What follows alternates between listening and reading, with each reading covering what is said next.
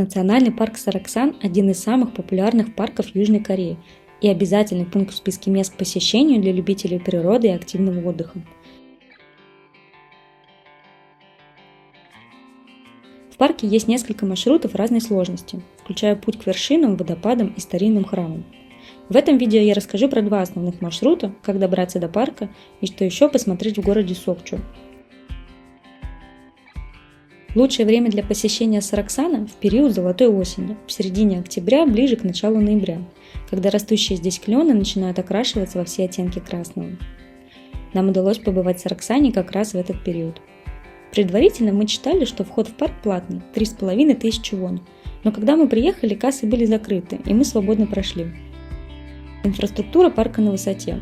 Везде есть дорожки, мостики, указатели, ограждения, кафе и благоустроенные туалеты. Гулять – одно удовольствие.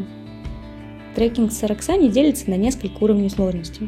Простые прогулочные маршруты по ровной дороге, маршруты средней сложности и сложные маршруты, где придется карабкаться. Один из самых популярных маршрутов – это подъем на пик Ульсанбави. Это маршрут средней сложности. Большая часть маршрута пролегает по живописному лесу, периодически пересекая реку мостами или открывая вид на скалы.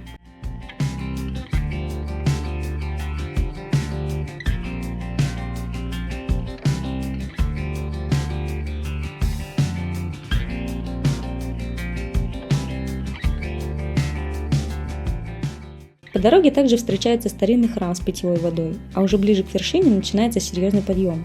Но он обустроен лестницами, ограждениями, поручнями, так что никакой опасности нет. Наверху открывается очень живописный вид.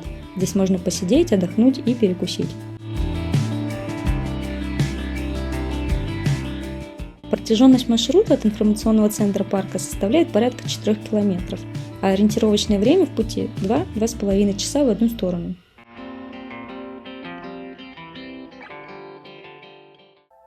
Маршрут к крепостной стене Гванджинсонг, пожалуй, самый простой и легкий способ насладиться видами с высоты. Для этого достаточно сесть на канатную дорогу и уже наверху пройтись минут 10 по тропинке. Стоимость проезда на канатной дороге составляет 10 000 вон в обе стороны. Из минусов пришлось около часа ждать своей очереди на посадку. Но на билете фиксируется время отправки кабинки, так что можно спокойно пойти погулять или посидеть в кафешке. Канатная дорога находится внутри парка, недалеко от главных ворот.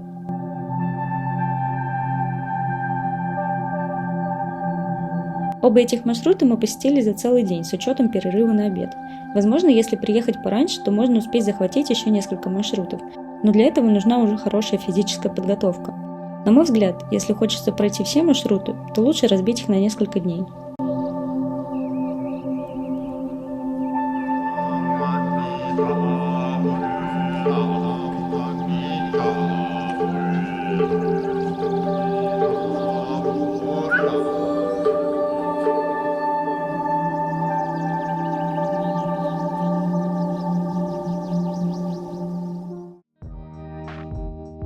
Национальный парк Сараксан находится рядом с городом Сокчу, в паре часов езды от Сеула. Сюда можно приехать одним днем сразу из Сеула, или с ночевкой в Сокчу.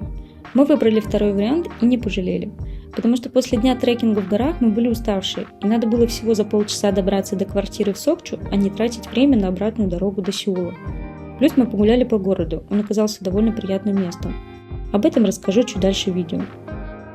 Из Сеула до Сокчу мы доехали на автобусе. Дорога заняла 2 часа, а автобус приятно удивил.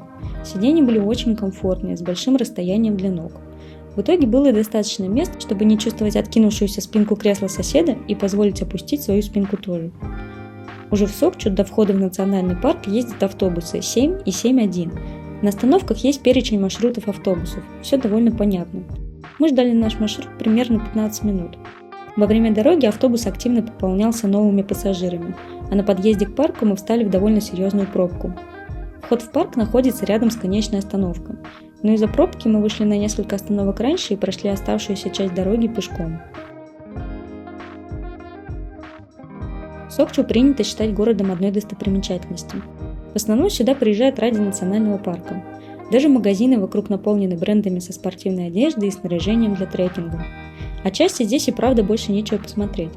Но при планировании маршрута я находила, что недалеко от города есть еще термальные источники. Мы туда не доехали, к сожалению, но, возможно, кому-то эта информация будет полезной. Сам город довольно приятный, тихий, спокойный и очень расслабленный, особенно на контрасте с Сеулом.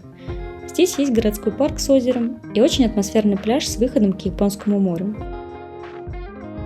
Кстати, именно в Сокчу приплывают пассажирские паромы из Владивостока. Билет на паром для одного взрослого в обе стороны стоит около 70 тысяч рублей. Интересно, что на выходе с пляжа есть что-то вроде пылесосов для ног. Очень классная штука. Можно смело гулять босиком, а потом сдуть лишний песок с ног и не пачкать носочки.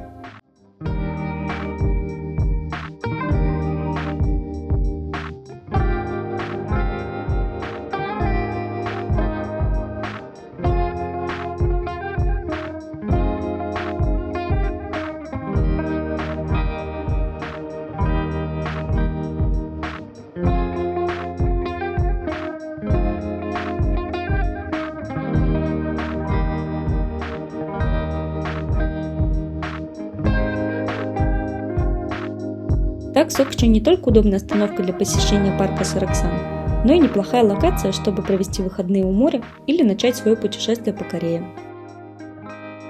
На этом у меня все. Ставьте лайки и подписывайтесь на канал.